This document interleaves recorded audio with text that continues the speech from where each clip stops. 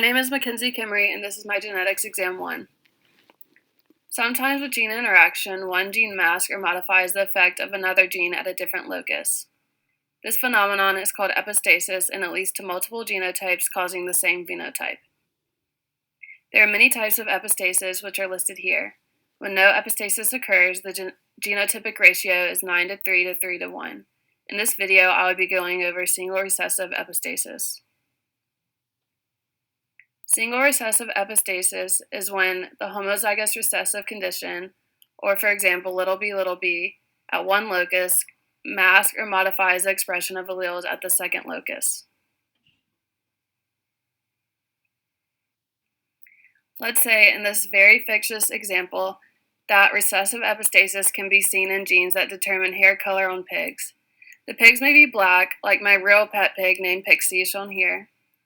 They can also be pink or white. The hair color is determined by interactions between genes at two loci.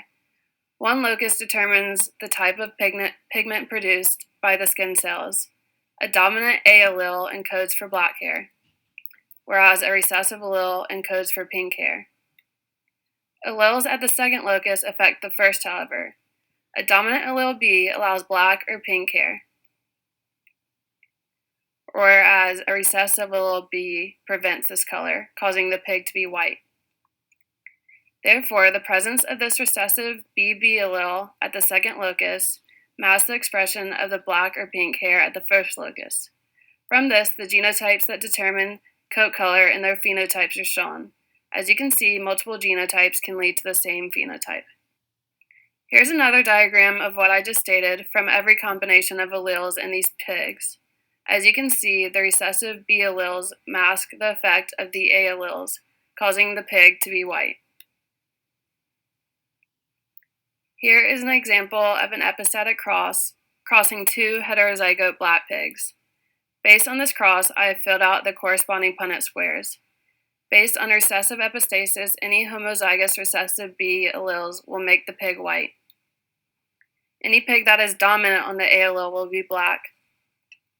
And finally, any who is homozygous recessive on the A allele but dominant on the B is pink. From this cross, we have 9 black pigs, 3 pink pigs, and 4 white pigs. This ratio is how we can determine that this is a single recessive type of epistasis.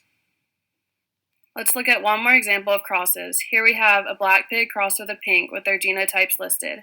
From this, I filled out the corresponding Punnett squares. As you can see, this makes 8 black pigs and 8 pink pigs. There is not a gene with the recessive homozygous B allele, so none of these were masked to make a white pig.